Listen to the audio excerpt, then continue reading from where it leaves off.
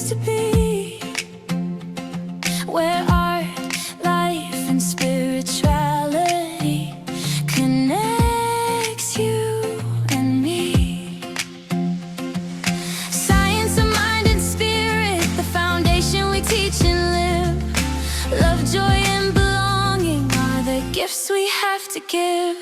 Our consciousness, our being, open at the bottom, open at the top. We're not simply one with God, but we are it itself. It will never stop. SIA, our spiritual center, family and home. It's where we come to practice and remember there is only one life, one mind, one infinite, eternal, self-existent. 'Cause we pause, embodying all that we are. We shine like a glorious star. Our consciousness, our being, open at the bottom, open at the top. We're not simply one with God, but we are it itself. It will never stop. SIA, our spiritual center, family and home. It's where we come to practice and remember there is only one.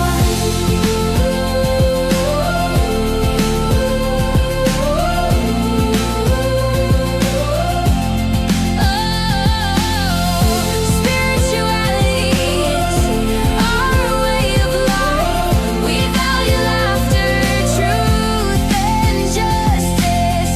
We express artistry as our living practice. So come and join us at SIA. Know you found a community that will love you every day.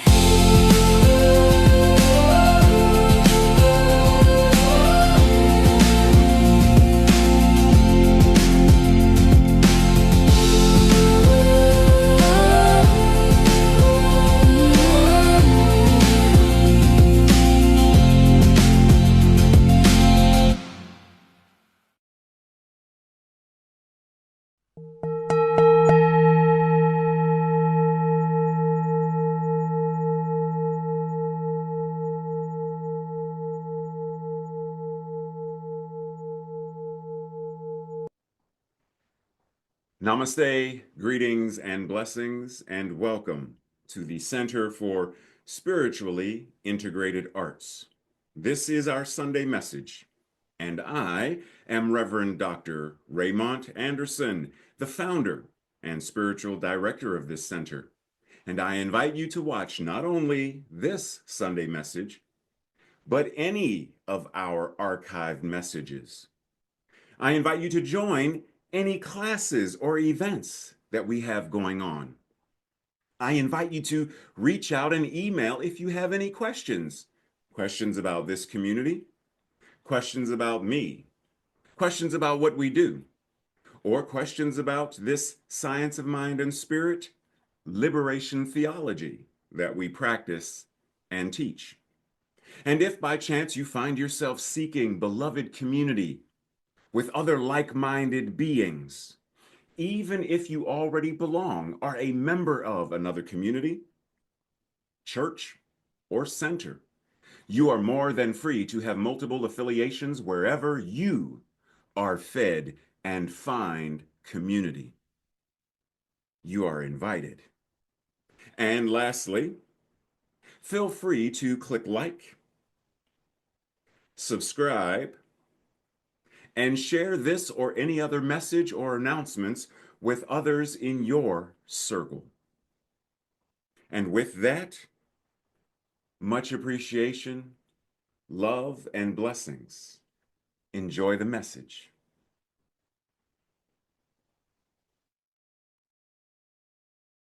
SIA is the place to be. So buckle up, we're making history. And if you are willing, repeat after me. I am love. I am love.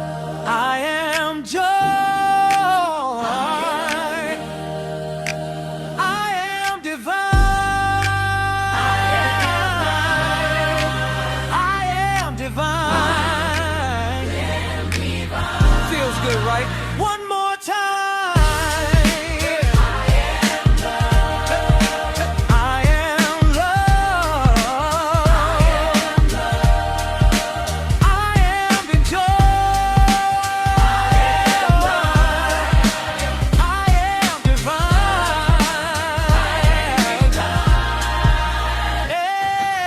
Amen. Yes, you are.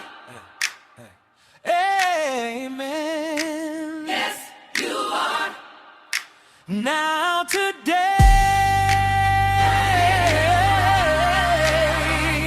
message begins.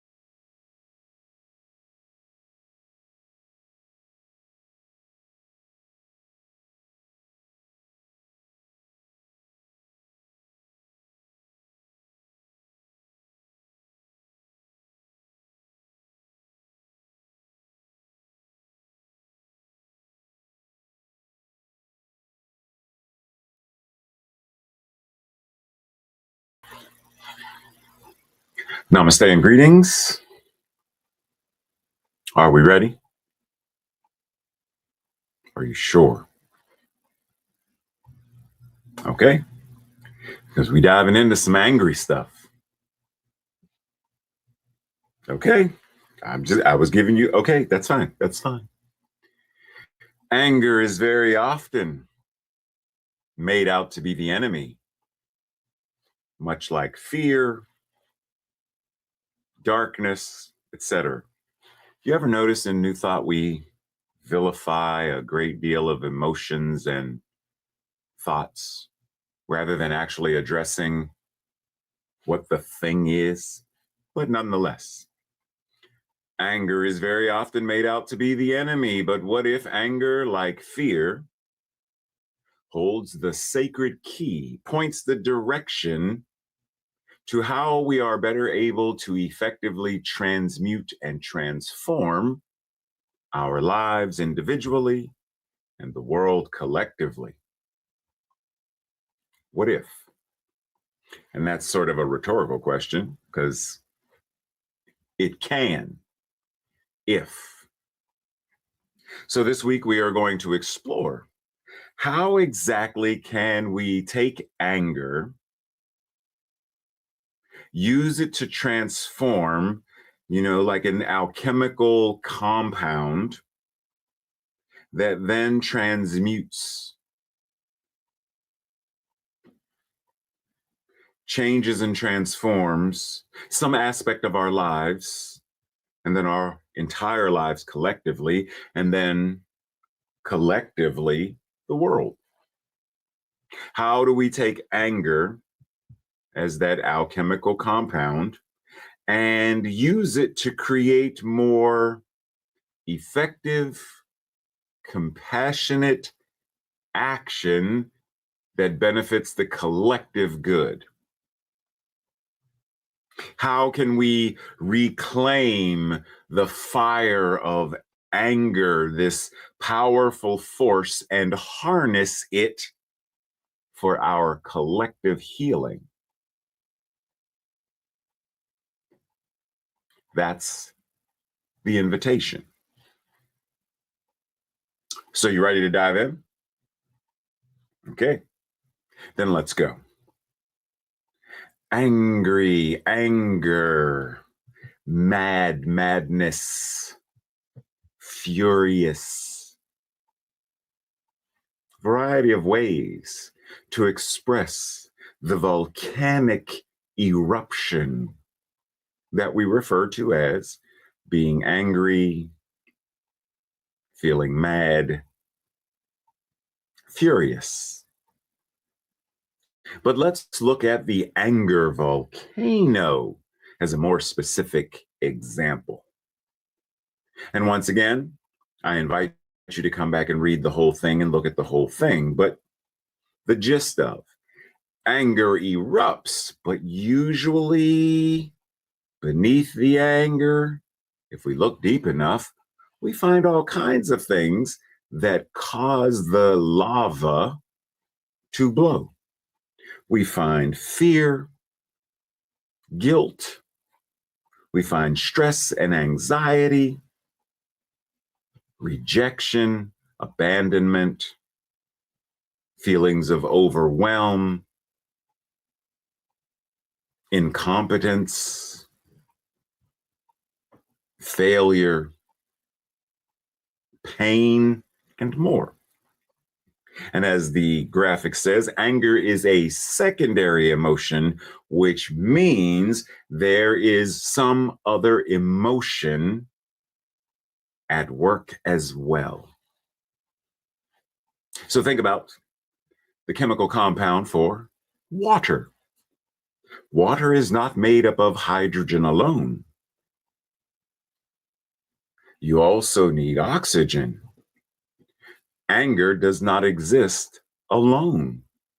You also need some other emotion to be there to cause this thing to turn into anger. This is why it is vital that we are emotionally intelligent enough to actually be able to identify what are we feeling and how are these feelings showing up? How are they being projected outwardly? Because no matter what it is, if it's left unchecked, uncontrolled, potentially it becomes harmful and dangerous. Breathe. So, mobilize means to organize, to prepare, to gather resources, to gather people for a specific purpose. Literally, it means to make something mobile. It describes putting something or someone into active motion, some form of readiness to act. This is one reason why the concept of activism, specifically within New Thought, when we make activism an enemy, we should not be involved in this thing called sacred activism because it's political. No, it isn't. Activism simply means to be active. The Good Samaritan, you know, the story in the Bible, Jesus told the parable of the Good Samaritan. The Good Samaritan was an activist. He was acting based upon his values, integrity, ethics, and morals. He didn't just think about being a good person. He mobilized, actualized, and demonstrated in action the activity of his life. He was an activist. Jesus was an activist. The Buddha was an activist. And we could go on.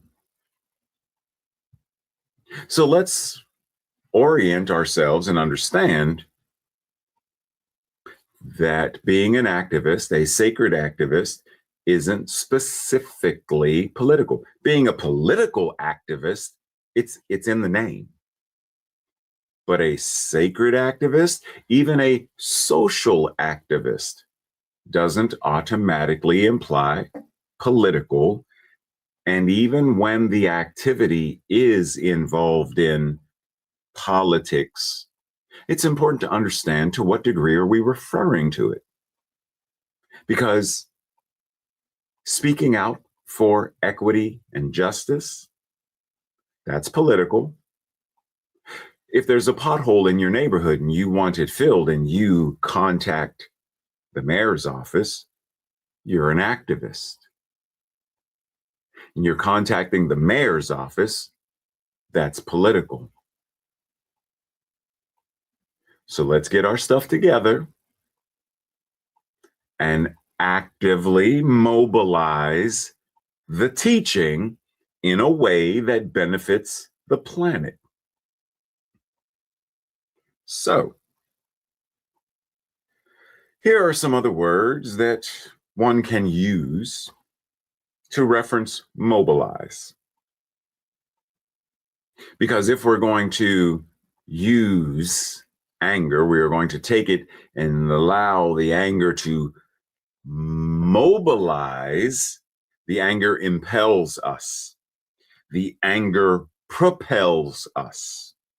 The anger gives us the thing that sets us into motion. So anger can be a mobilizing factor. The opposite of mobilize, to be disorganized, to hold back, to separate, to divide or repress. So once again, anger is the fire. There are some instances where the best thing is to quell the fire, put the fire out, because it is damaging. But there are certain times where the fire should be stoked. We put fuel to it to keep it burning. Campfire. If there's a fire and we put it out, how do we cook? How do we stay warm? We want it to be controlled and continuous. So, everything you should know about the fire tetrahedron. I didn't even know this was a thing. The fire tetrahedron. Understanding the heat aspect of it. And once again, come back and read it. Homework. Understand the heat aspect of it and how the heat is involved in the process.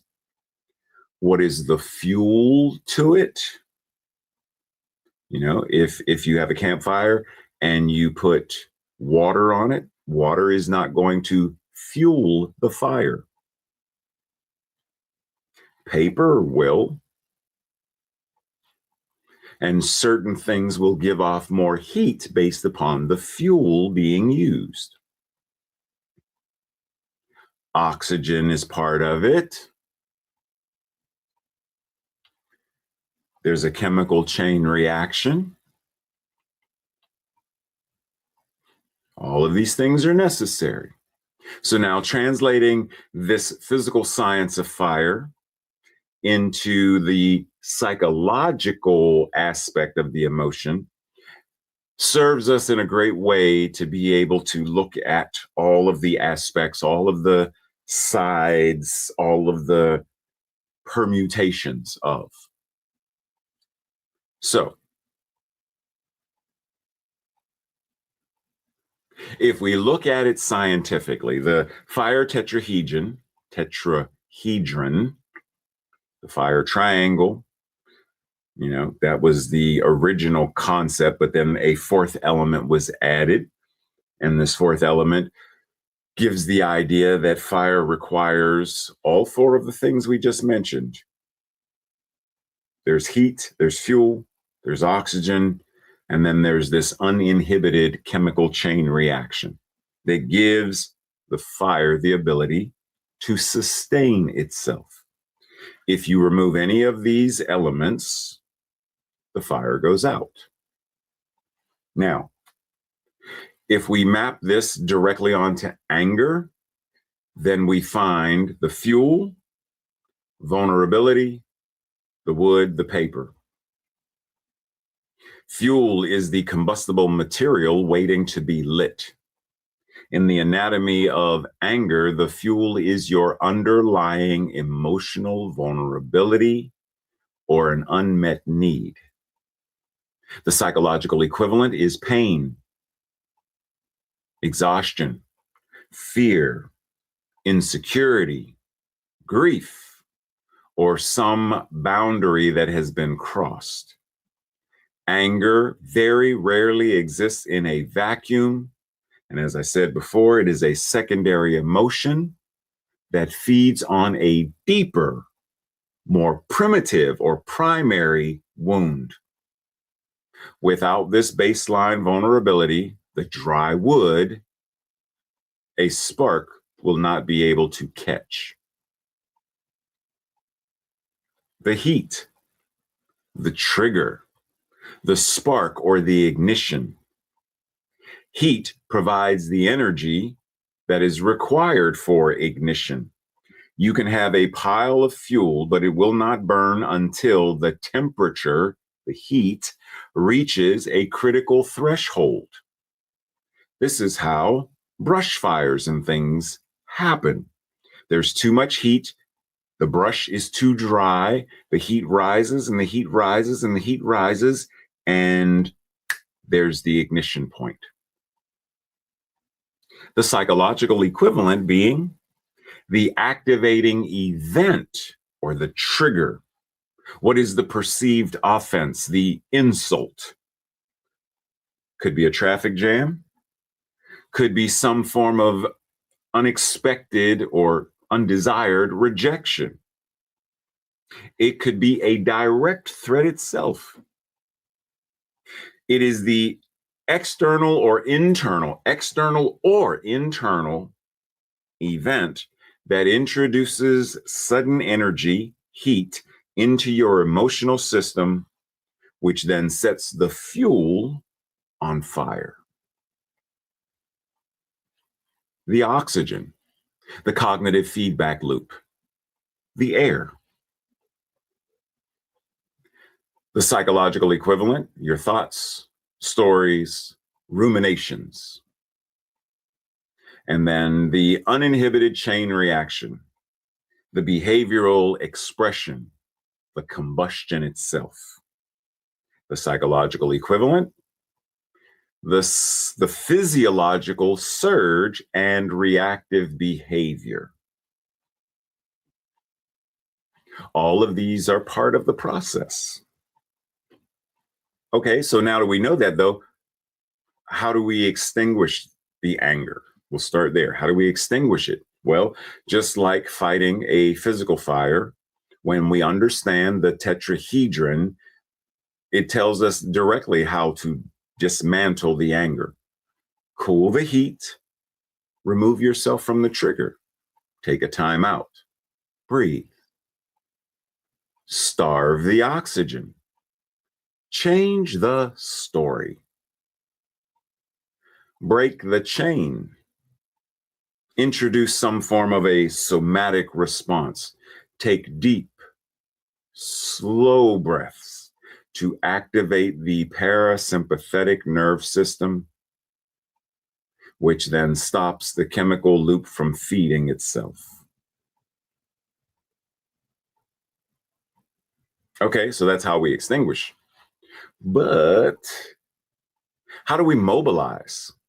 What does it mean to mobilize? I want to take the anger and use it. So I don't want to suppress it. I want to use it to be able to transform. Well, identify the core fuel, the pivot to what is the purpose, the action, shift your focus away from the trigger, whatever sparked it, toward the value you need to protect or advocate for. Discharge the excess heat. What is your somatic regulation? What is that practice? And then the action. So before taking any external action, do a brief, intense physical discharge to clear the neurological smoke. Go for a run, go lift weights, do some boxing or kickboxing, do something to engage the muscles and then relax. Because you are not trying to kill the anger, you are lowering the systemic temperature, quote unquote, just enough so that your prefrontal cortex, the portion of your brain that is the executive planner, can then come back online and direct. Contain the combustion. The action for this is set strict boundaries regarding how and when you will address whatever the issue is. Direct the chain reaction, strategic channeling of the energy. The action. Channel the behavioral impulse into structured, productive, effective forms of creativity, productivity, advocacy. So the shift is constructive anger doesn't say, I want to destroy you. Constructive anger says, the situation as it is right now is unacceptable.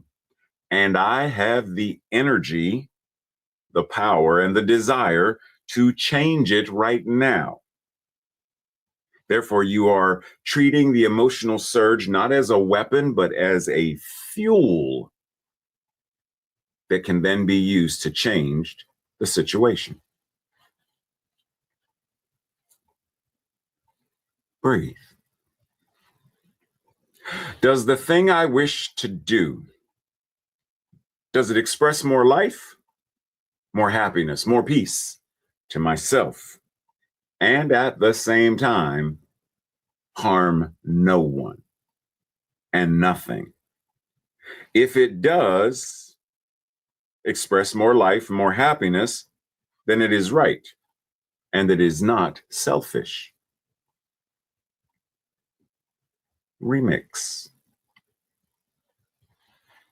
If there is something that I want to be, something that I want to do, something that I want to create, have, express, and it is life affirming and adds peace and happiness, not only to myself, but also harms no one and nothing, then it is right and good. If, however, it does harm, to do so would not only be selfish, but would be the antithesis of Science of Mind and Spirit 4.0.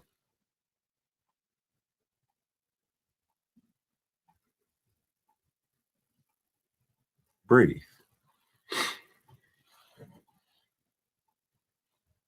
Very often, this idea of passion or being passionate carries the idea of fire. But someone can be passionate and it references anger. Someone, the reason they're so passionate is because they believe in the cause. So they're referencing the anger, but it's not anger, it's passion, because it's being used in a life-affirming way. It's being used constructively. Passion is a powerful, compelling emotion or a profound devotion to an activity, to a person, or to a cause. You got that in mind? Are you sure? Okay, we want to see. Being passionate means having, expressing, or being driven action being driven by intense, overwhelming emotion or enthusiasm. It describes a deep commitment to something that is of interest to you, be it a cause, a mission, a person. It is characterized by strong feelings, dedication, and something that is often referred to as a fiery or impulsive nature. Got that in mind? Okay. I need you to keep it in there. Constructive anger, also known as passion. Passion has overthrown tyrants. Passion has freed prisoners.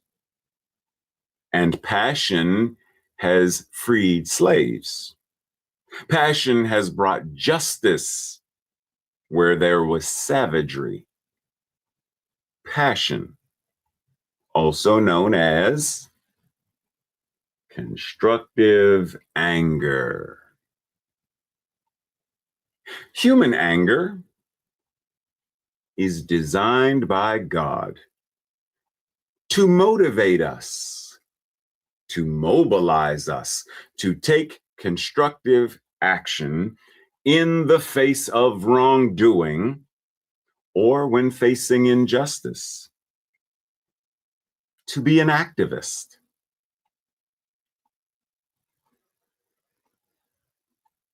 Compassionate. See the root word in there? Passion, passionate, compassionate. Where are we getting ready to go with this? Let's see. Emotion that is uncontrolled produces chaos. It's unexpressed, therefore it produces confusion, conflict, and complexes, for energy will not have a constructive outlet. And this is any energy, right? Someone can be so overjoyed that they're no longer in control of themselves and they run out into traffic and get hit by a car. Like they were so overwhelmed. And so it is important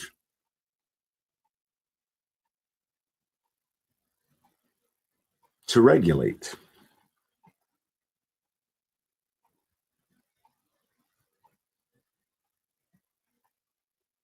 Because very often we don't even realize the degree to which we are sitting in the midst of chaos. Because we have normalized chaos so much that this is normal. The monkey mind is normal. The monkey mind is normal when it comes to the amount of bots on social media that, stoke fires of rage, the rage bait, clickbait. Like it's normal. It's expected. It's so normalized, it's expected. And the monkey itself is not the issue. Because there's a way to harness the power of the monkey, especially when we look to the Hindu god Hanuman. The monkey mind can be tamed, channeled, and used in a life-affirming way.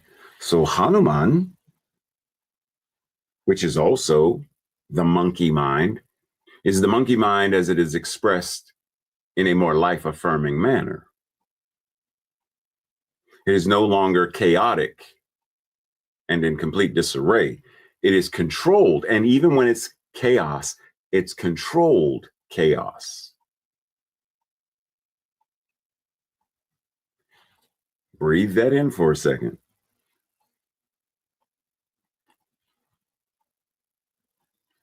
Okay. Never respond to an angry person with a fiery comeback,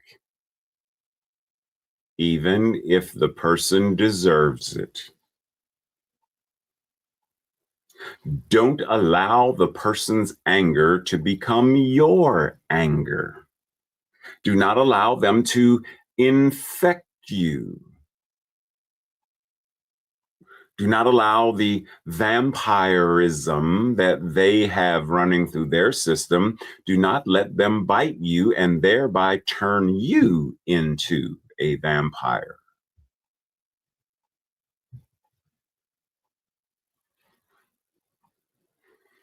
Last month, a couple of people reached out to me.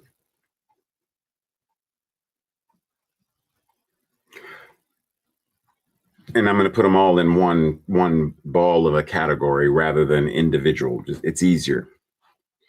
And in essence, this group of people were reprimanding me for still grieving in the manner that I was grieving, which included setting up the dedicated space in the sunroom to Kenny and sharing pictures and things of him on social media every day or every other day, or however often I was. They were reprimanding me, as well as sort of reprimanding me just in general. Now, in their minds, they were encouraging me, but their toxic positivity was actually a form of shaming. You're a New Thought minister, you're a minister, you're whatever. You should be over this because, like you said, you don't believe in death and, you know, whatever about heaven and stuff. So what's the issue? So last month I posted a gentle PSA, or whatever I called it, a gentle PSA reminder or whatever. My first instinct was a fiery comeback. Because Tracy can tell you there are times when Hulk smash is brewing just beneath the surface. And as Bruce Banner told Steve Rogers in the first Avengers movie, when Bruce Banner was told, I need you to get angry. I need you to become the Hulk so that you can help us fight the Chitauri. Banner said, that's the thing, Cap. I'm always angry. Now, if he's always angry, then it means there's a balance between, oh, when the Hulk comes out, it's anger that is out of control. Versus when he is Bruce Banner and he's able to do what he needs to do, he's angry, but it's in control. How do we maintain whatever anger, whatever passion there is, and be in control?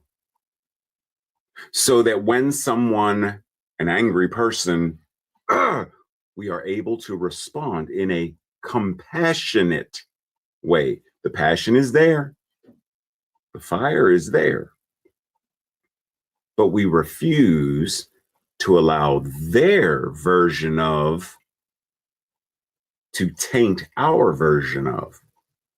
And sometimes compassion is simply walking away, having a boundary that says, not today. Goodbye, Dracula. Self-care, compassion. Leaving the space, compassion. Sometimes saying nothing, compassion. Depends on what it is in the situation, as long as there is no fiery comeback.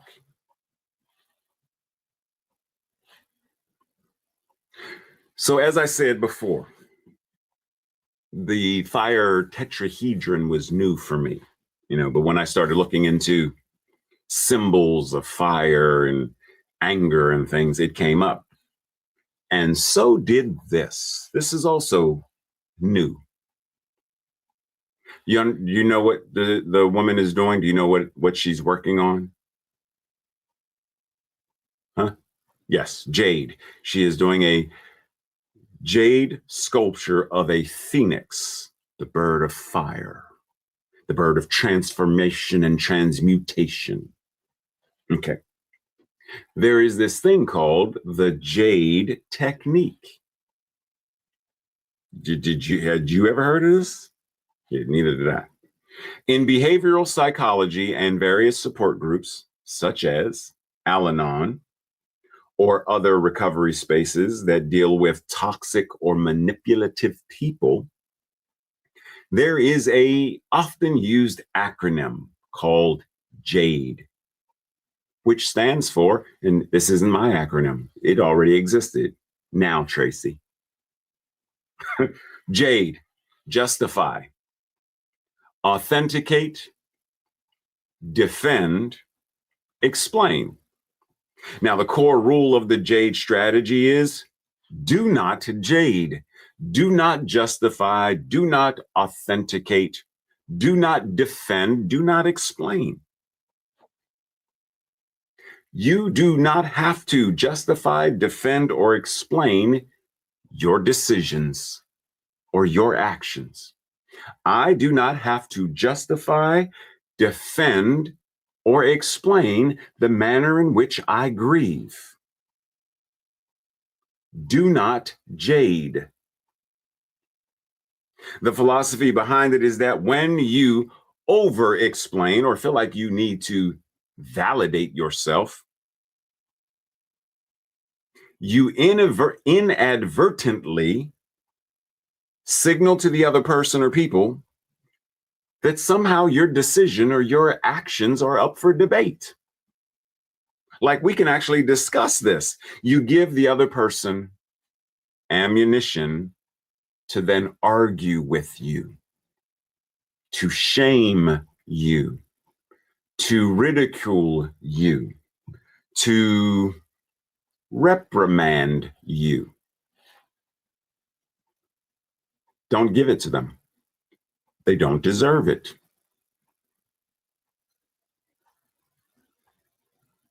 Breathe. And as Reverend Temple Hayes recently reminded me, we were having a conversation and she said, and I didn't even realize it was the jade, I didn't even know at the time, but I will not justify, defend, or explain myself. I will not. Now, sometimes it's fine to do so. But once again, it's important to know what is motivating this. Am I triggered to then justify, defend, and explain? Or am I justifying, quote unquote, defending or explaining because in this moment, it's what's necessary? Many years ago, when I was in a car accident, well, I had to go to court. And I'm defending or justifying because it's what you do in court. I'm explaining myself because it's what you do in court.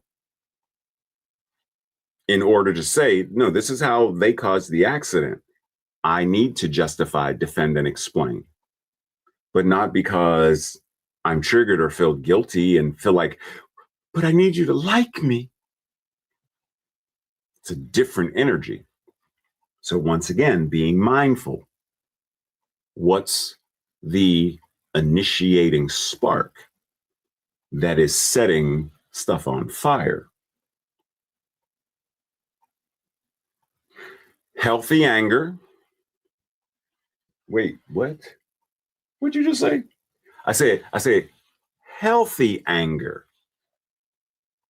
How often do we even refer to anger as healthy? Healthy anger is a call out for connection, and it is not out to cause harm or to hurt anybody. Healthy anger is a call to mobilizing. It is a call to being active. It is a call to healing. Unhealthy anger is a call to death, destruction, demoralization, demonizing.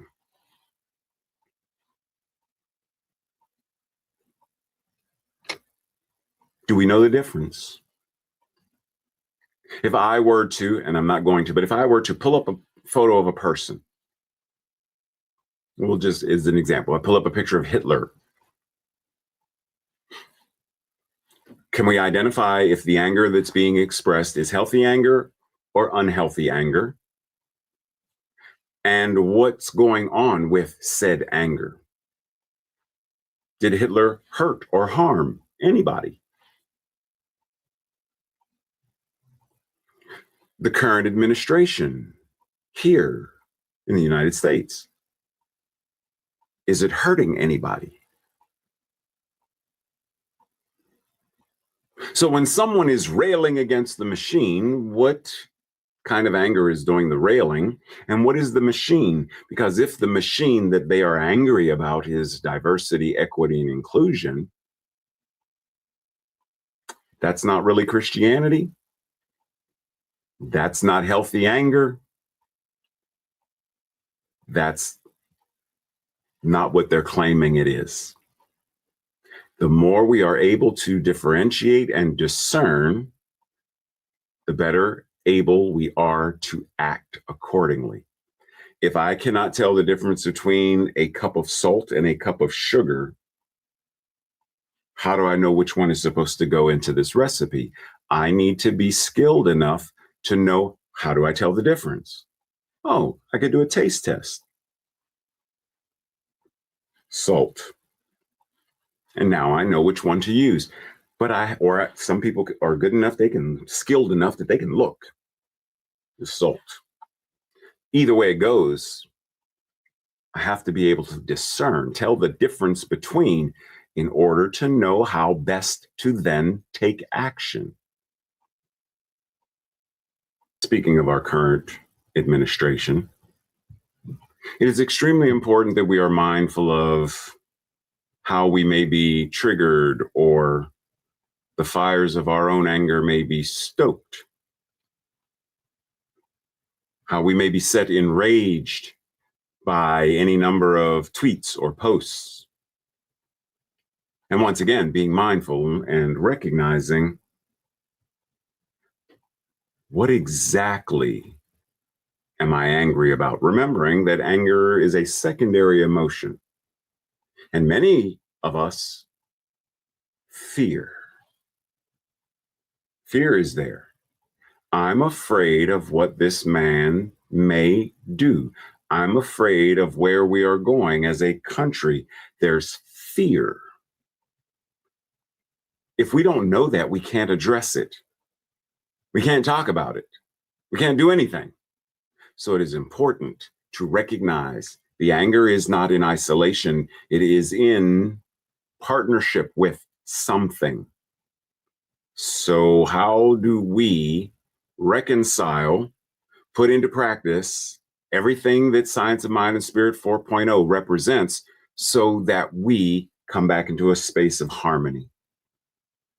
So that we can transform our anger, anxiety, fear, whatever, and then cultivate our energy so that it is an energy of peace, understanding, and compassion, and that they then become the basis of our actions.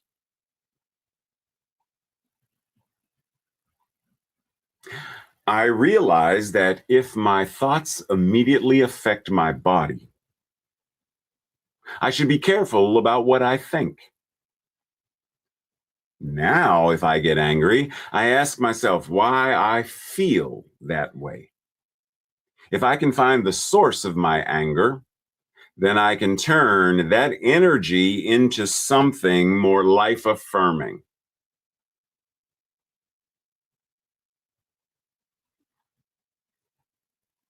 Breathe.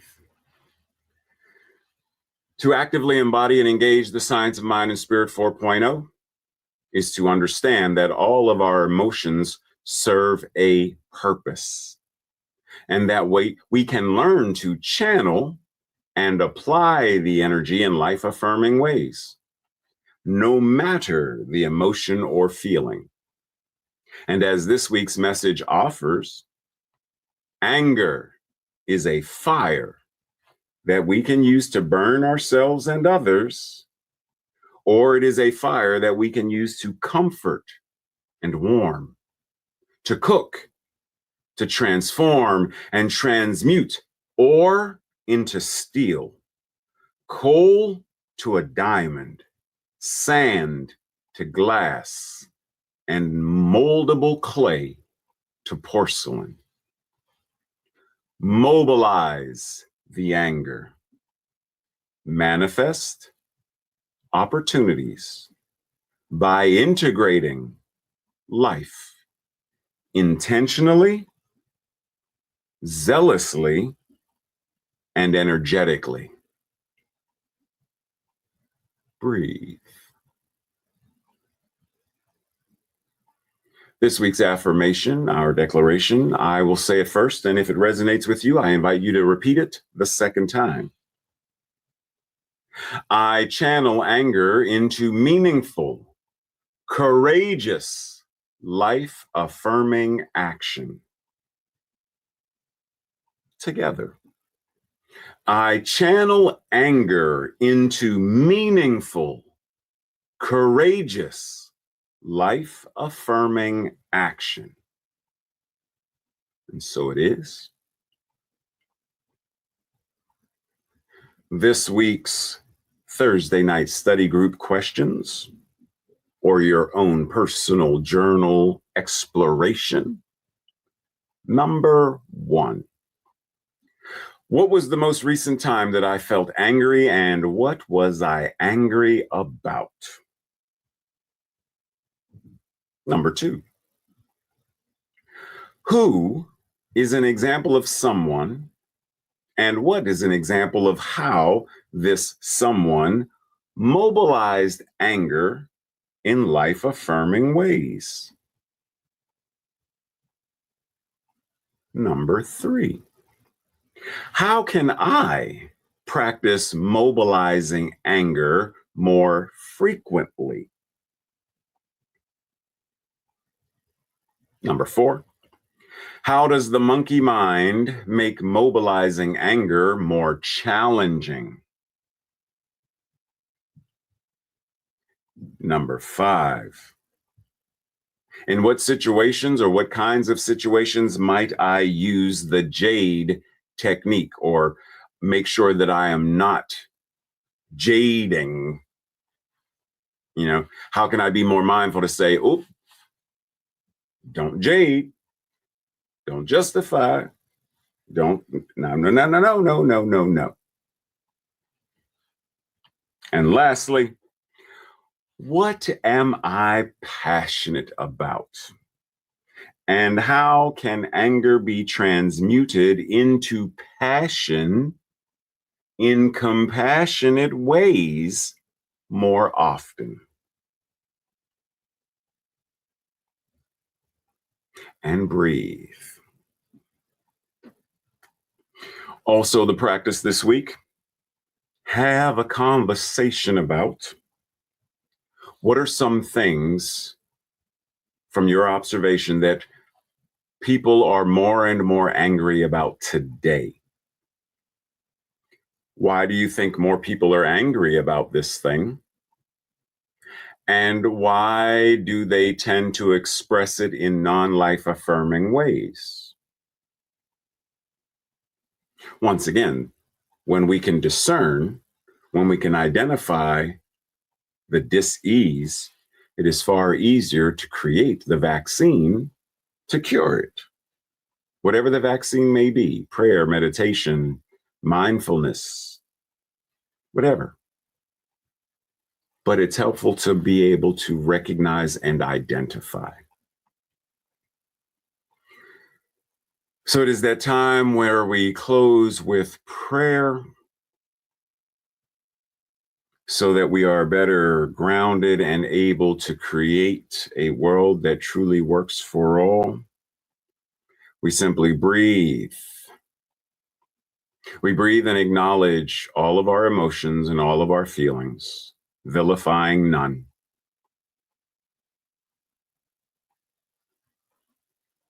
because the wood is simply wood.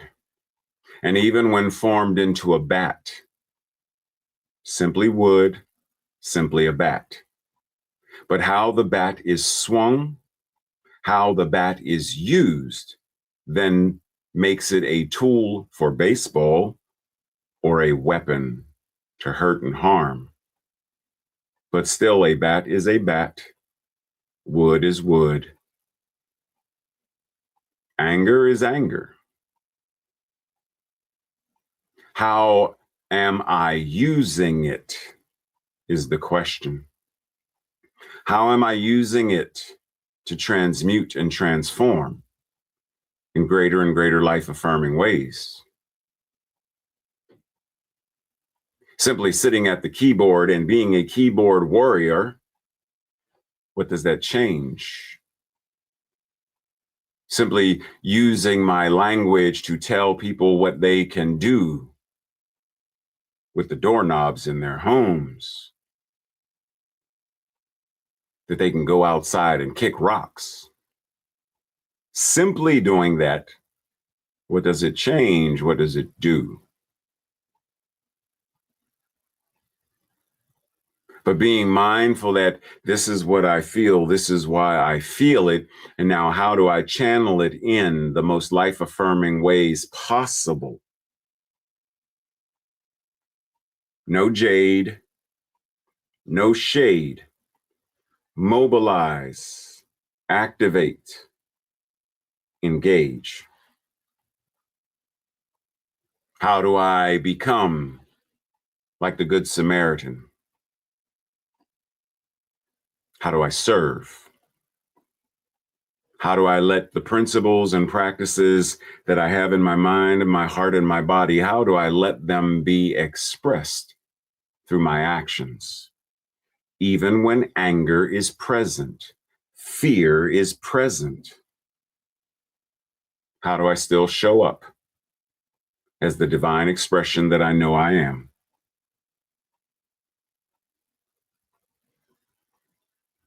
And so we breathe, knowing that all of this is part of our practice, part of our process.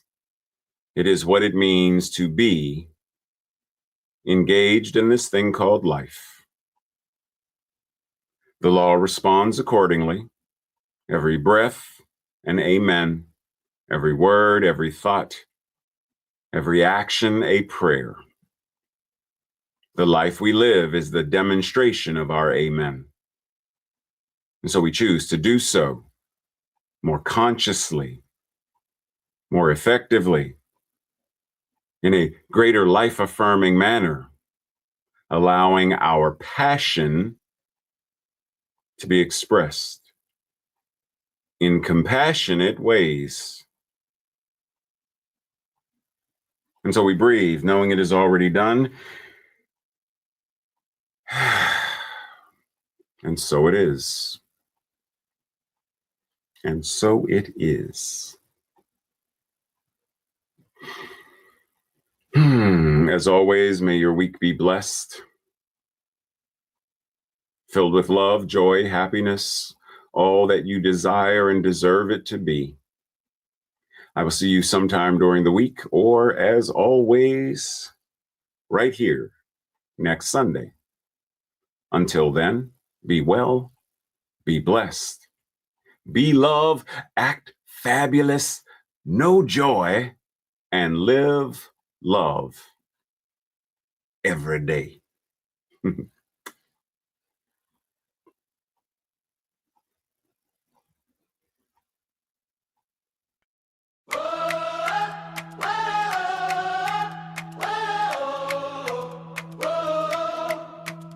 Today's message is complete, something to believe, a seed of truth that we can practice if we choose to receive. As we take the science of mind and spirit pour it over to every corner of the world where the healing needs to go. We know it's not a secret, kept locked behind a door. It's the wisdom that we're living, and love is what we share it for. Now step into the world, be a healing, hopeful beacon. You're walking the path and offering to all who may be seeking. Know it, practice it, live it every day. That's how we heal the consciousness.